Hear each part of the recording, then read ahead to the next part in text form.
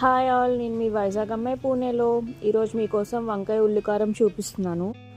వంకాయలు నలుపు అవ్వకుండా ఇలా వాటర్లో సాల్ట్ వేసుకొని ఘాట్లు పెట్టుకోండి. పుచ్చులు లేకుండా చూసుకొని ఆ సాల్ట్ వాటర్లో వేసేయండి.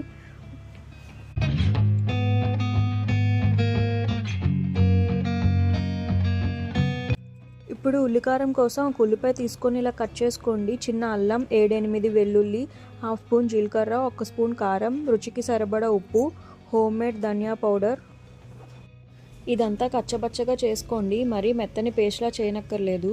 ఈ ఉల్లికారంని వంకాయ లోపల స్టఫ్ చేసుకొని పక్కన పెట్టుకోండి. ఇప్పుడు కడాయిలో ఆయిల్ వేసుకొని కరివేపాకు రెమ్మలు వేసి స్టఫింగ్ చేసుకున్న వంకాయలు వేసుకొని మిగిలిన ఉల్లికారం కూడా వేసి లో ఫ్లేమ్లో 15 నిమిషాలు పెట్టుకొని మగ్గనివ్వాలి. మధ్య మధ్యలో మూత తీస్తూ కలుపుతూ చూసుకోండి. 15 నిమిషాలకి వంకాయలు చక్కగా మగ్గిపోతాయి. ఇప్పుడు కారం, ఉప్పు చూసుకొని వేసుకోండి. అలానే మిక్సర్కి ఉన్న ఉల్లికారం వాటర్ వేసి మిక్స్ చేసి కలుపుకోండి. ఇప్పుడు 5 నిమిషాలు మగ్గాక మూత తీసి చూడండి. వంకాయ ఉల్లికారం రెడీ. వేడి వేడి అన్నంలో కలుపుకొని తింటే అద్భుతం, అమోఘం.